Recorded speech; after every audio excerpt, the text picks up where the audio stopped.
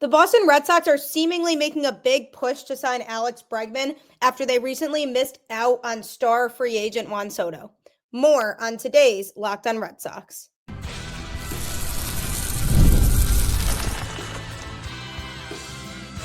You are Locked on Red Sox, your daily Boston Red Sox podcast. Part of the Locked on Podcast Network, your team every day. Hello and welcome to Locked on Red Sox, your daily Boston Red Sox podcast, part of the Locked on Podcast Network, your team every day. I'm your host, Gabby Hurlbut, former ESPN social media associate and current host of the Boston Balling podcast as well. And I am here to bring you the latest in all things Boston Red Sox, Monday through Friday, straight to your favorite podcast feed. And want to know the best part? It's free. So you really have nothing to lose but to continue to listen to this show because I am always here with your Boston Red Sox content every day. Today's episode is brought to you by FanDuel. You can start the season with a big return on FanDuel. New customers can place a $5 bet and you'll get started with $150 in bonus bets if you win your first $5 bet. Visit FanDuel.com to get started. Welcome to the show. Happy Tuesday. Lots of buzz over the last day because of the fact that the Red Sox did unfortunately miss out on Juan Soto, who signed this massive deal with the New York Mets. And on yesterday's show, I talked a lot about how the Red Sox missing out on Soto isn't the end of the world. Now this is an opportunity for them to go and maximize other areas of the roster that need to be improved. And one of those areas is arguably the infield.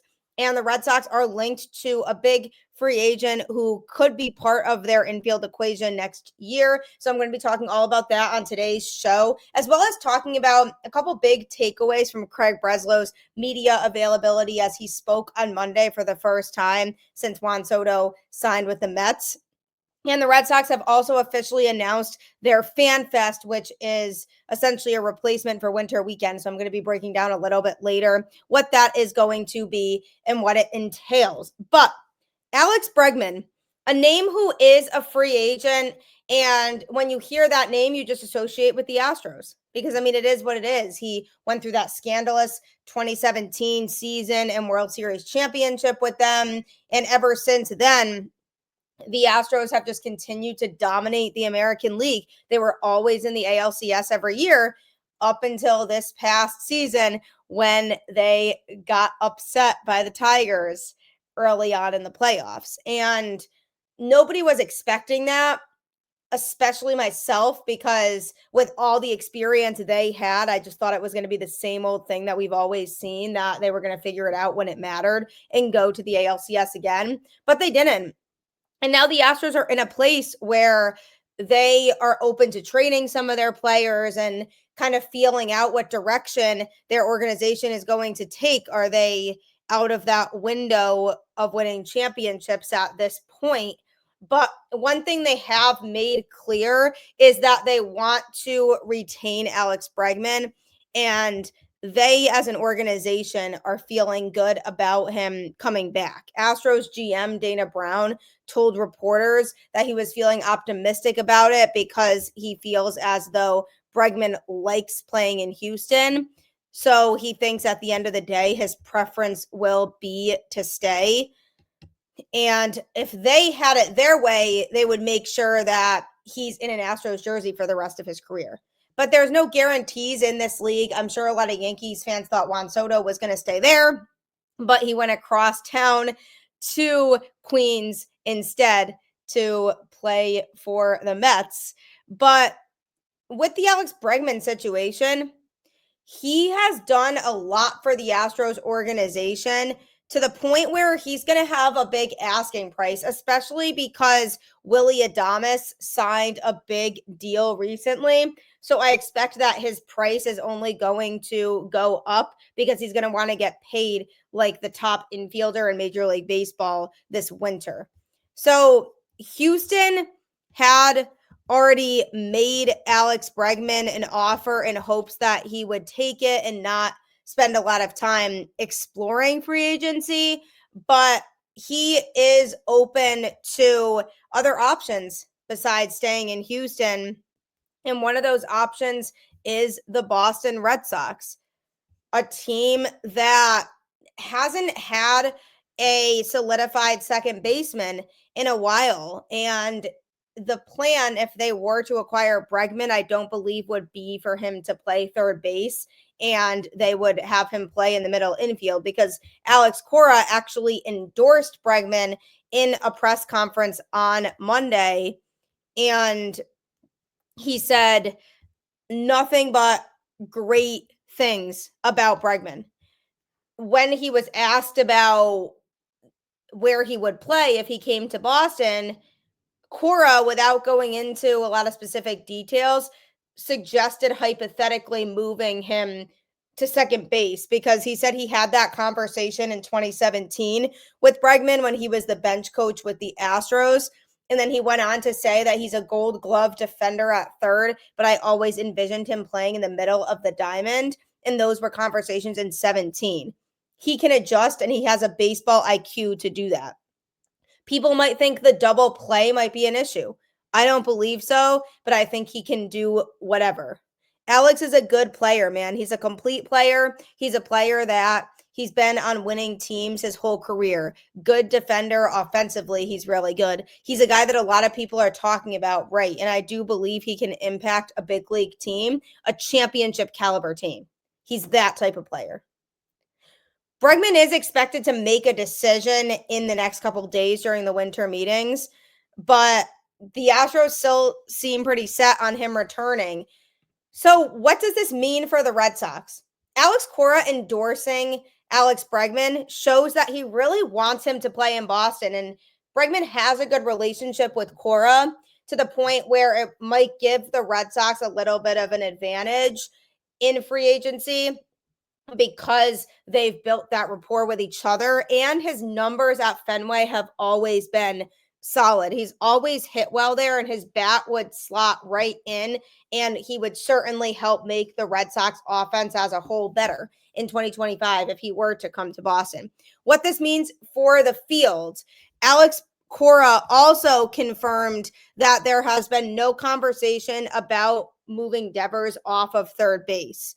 He was asked about it and if there were plans to move him around if they were to sign Bregman. And Alex Cora said, I don't know where that comes from. I haven't talked to Rafi about that. I haven't talked to his agent about that. Obviously, people talk about his defense. Actually, I thought last year he did an outstanding job, especially to his left. He actually struggled when he was kind of like playing in the shift. You know, if you look at his errors, he didn't make plays at shortstop. That's something that we have to get better at. But Devers takes immense pride in his defense and has worked to improve it over the years. And ahead of the 2023 season, he said winning a Gold Glove award was a personal goal for him. And as he did several times throughout the 2024 season, Cora continued to just praise the growth that he's shown defensively, which wasn't always reflected in the stat line as much as it was on the field. He made 12 errors this year, which was the best mark of any season in his career, including his 56-game debut in 2017 when he made 14 errors. And in the pandemic-shortened 2020 campaign, he also made 14 errors. So obviously that was over a lot shorter of a time span, and he still made a couple more errors. So that measurement using the 2020 comparison is a good one, because then you know over a longer span he made less errors, which shows naturally that his defense has improved. He was also -6 outs above average in 2024, which was an improvement from -8 the previous season. And he was +1 making plays in and back, and was +2 laterally towards third base compared to -10 laterally toward first. And Alex Cora also added that if a player is getting moved from their position, that player will be the first to know, and he guaranteed that they haven't had those conversations with Devers. So at the end of the day, when you sign a contract like that, he signed as a third baseman and he wants to be a third baseman. And right now he's a third baseman of the Boston Red Sox. That is what Alex Cora said, plain and simple. So there doesn't seem to be any plans to move him. So he will likely be staying at third base. So then what do you do with Bregman if you bring him in? Because you have Vaughn Grissom, who is kind of the implied starting second baseman right now, but has dealt with a lot of injuries in his career so far. So he hasn't really gotten a chance to showcase what he can do at the major league level.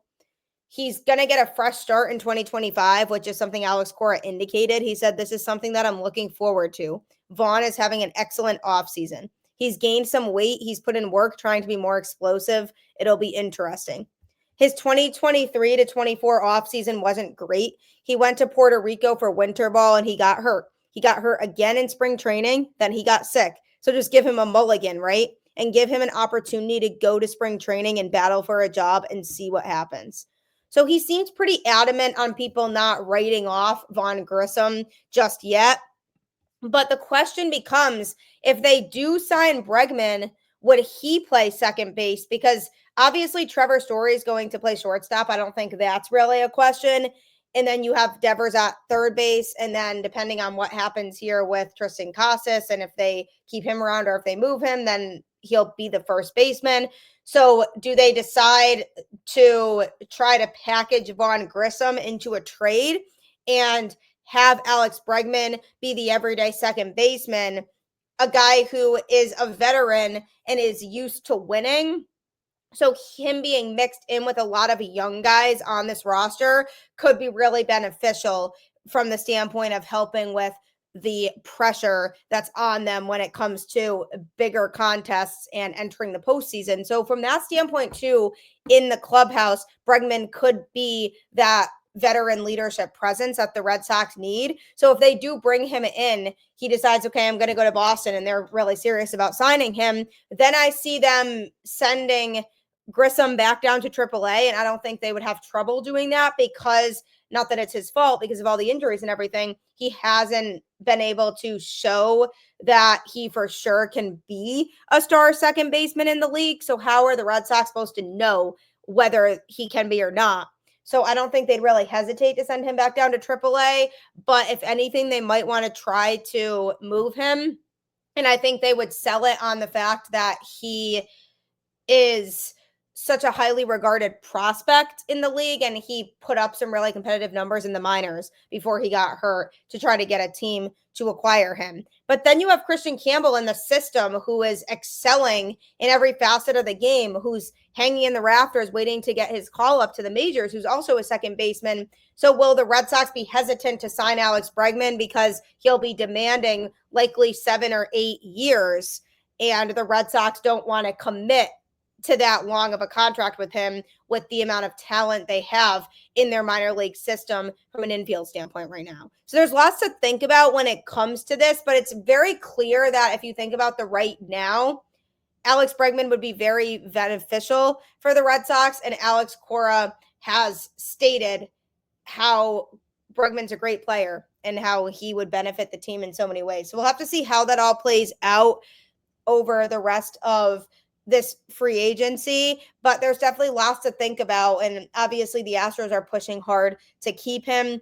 So who knows if the Red Sox are going to want to commit to giving him the type of money that a team like the Astros is willing to give him. And they have to just weigh out their factors of how ready is Campbell, how ready is Grissom. Do we genuinely feel like they're going to pan out? Because if we don't want to take that risk, we could bring in Bregman. So there are lots of factors that go into it, but Bregman from a player perspective would help the Red Sox to improve. And coming up, they seem determined to genuinely improve this offseason, according to Craig Breslow and some comments he made in his media availability yesterday. So I'm going to be talking about that next. Get ready to tackle the NFL action with FanDuel, America's #1 sportsbook. Because right now, new customers can bet $5 and get $150 in bonus bets if you win. The FanDuel Sportsbook app gives you everything you need to place live bets on the NFL, all in one place. So when you get a hunch in the middle of the game, you can check out the latest stats, view live play-by-play, and so much more on the same page where you place your bets. Just visit FanDuel.com to join today. You'll get started with $150 in bonus bets if you win your first $5 bet. That's FanDuel.com. Never waste a hunch and make every moment more with FanDuel, an official sportsbook partner of the NFL.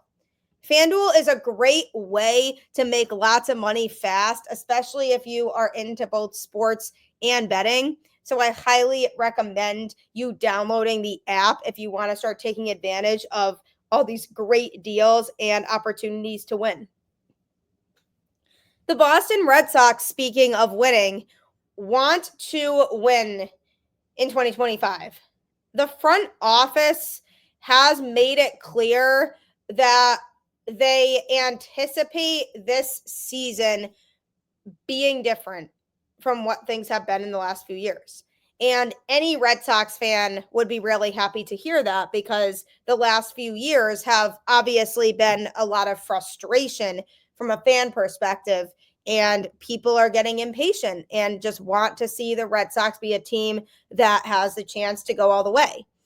And Craig Breslow seems pretty adamant in making that happen and changing the narrative that the Red Sox are cheap and that they don't care about winning. Alex Cora even said it. He said it feels like this offseason is different. He said it feels like, from a player standpoint and a fan standpoint, people are going to get more of what they want this offseason. So if Cora's saying that, we kind of have to believe him, because I don't think he would have signed that extension with the Red Sox to continue to manage if the front office didn't promise to make big moves to improve the roster, because you could visibly see Cora's frustration during games a lot this past season, how he was really frustrated because he felt like he didn't have a lot to work with and felt like the team wasn't able to perform to the same level as some other teams because the front office didn't do enough.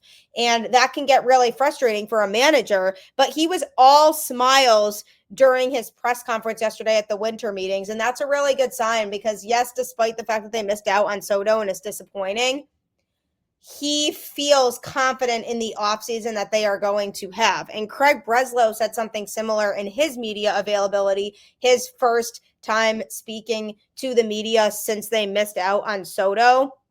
And one of the most noteworthy things that Breslow said was that he stated straight up that the Red Sox want to be decisive and aggressive this offseason, rather than wavering on decisions and then seeing a player come off the board. And I really like that quote, because this is a problem that the Red Sox have had in the past, that they've been a little bit indecisive. And I've used this as one of my pieces of criticism for Chaim Bloom in the past when he was in Breslow's position, how he would kind of shy away from making decisions on players and would try to feel out all of the options, but then not be as aggressive to actually make a decision and say, okay, I want this guy. And then the Red Sox would end up missing out on players. So essentially what Breslow is saying is that they don't want to happen this time around. They don't want that to be the case where they are heavily pursuing a player and then they can't decide, okay, we are 100% willing to commit to this guy.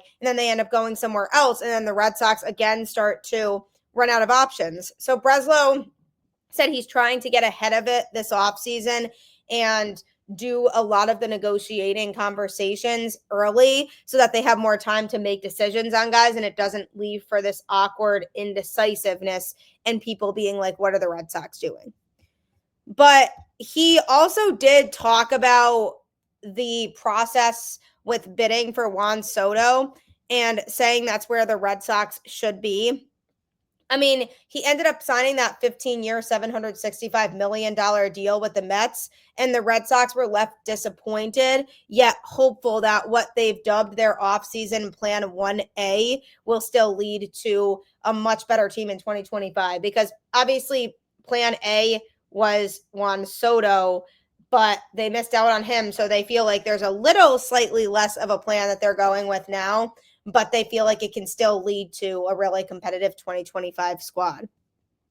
So speaking for the first time since Soto's agreement, Breslow said that a pursuit that led Boston to offer Soto about $700 million represented a return to the high end of the market that the Red Sox should be involved in and historically have always been involved in with no questions about it until the last few seasons. He said, without getting into too many details, being involved and engaged in top of the market talent is where we should be. Obviously, a disappointing outcome, but we painted as clear a picture of where we are and where we're going as possible. Ultimately, for these things to line up, it takes a lot of considerations overlapping. We didn't get that here, but we have other plans and still have plenty of other opportunities to improve the team.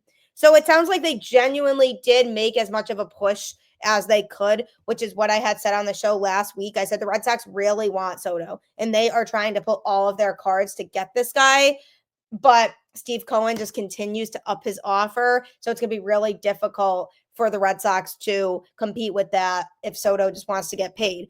But you have to give Breslow and company credit for continuing to push and push and push. Breslow tried to sell him as best as he could on the direction of the Boston Red Sox. And John Henry was willing to break open the checkbook. So he deserves some credit too, because this was the type of deal that the Red Sox wouldn't have even thought about making over the last few seasons. So the fact that they actually pulled the trigger and said, you know what, we're going to offer $700 million, we will pay him that, is telling about the fact that maybe the Red Sox have changed the way they want to approach the offseason moving forward. Because they have a strong core of position players, including left-handed hitting outfielders, but are light on controllable pitching, the sincere pursuit of Juan Soto seemed a little less likely because getting him wouldn't have helped as much with filling the holes in the roster. But Breslow sensed the possibility of adding one of the game's top talents and decided to put on a full court press as the winter opened.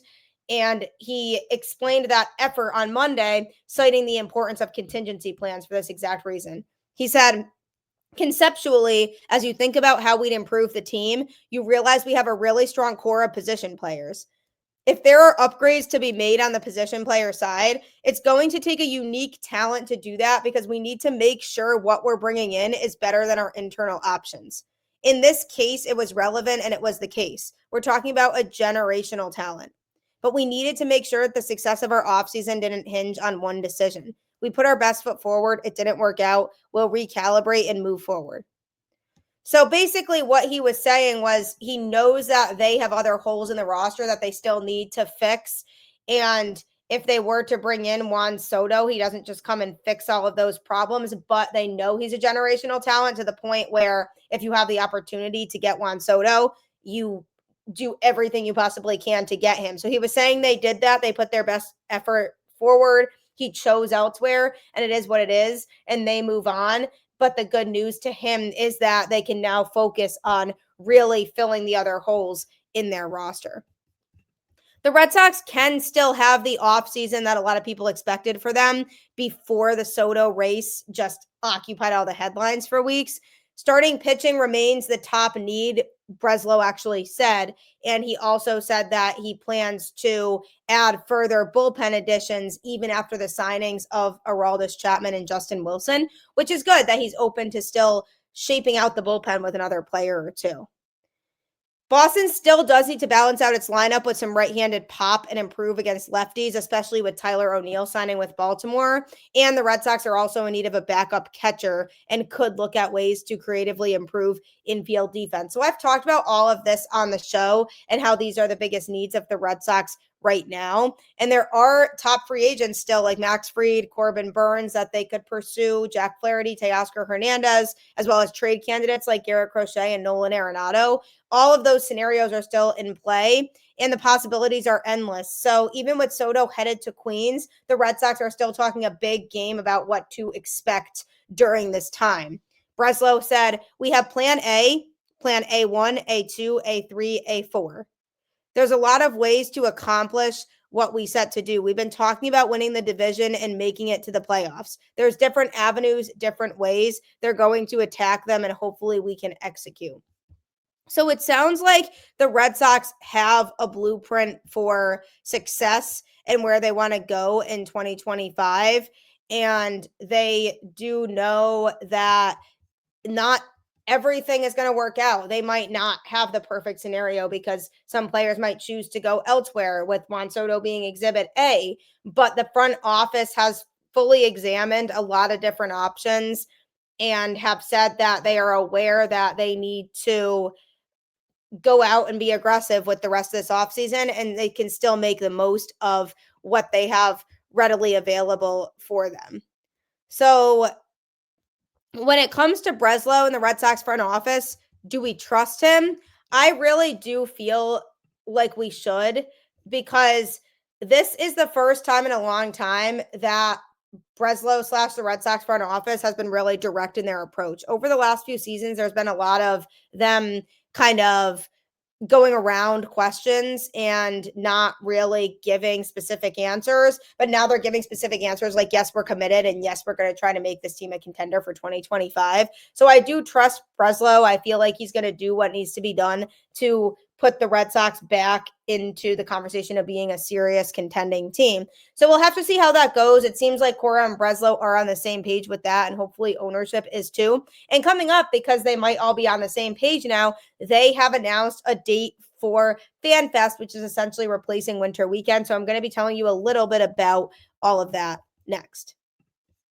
If you want to hear more Locked On Red Sox or any other Locked On show, be sure to subscribe on YouTube wherever you get your podcasts. We have a lot of different shows with a bunch of really talented hosts. So even if you love other teams besides the Red Sox, you can pair my show with another Locked On show and watch one right after the other to get yourself caught up on both of your favorite teams. And it's just such a great network to be a part of. So if you want to keep up to date with other teams and other sports as well, you can subscribe to any of our Locked On shows wherever you get your podcasts. You can also follow the show on Twitter at LO_Red Sox, and you can follow my personal Twitter at Gabby Maljanian 10, and you can follow me on Instagram at Gabby_Maljanian 10. So lots of places where you can reach me and reach the show. If you're looking for some good conversation and connecting with other fans, I got you. Follow me and subscribe to the podcast.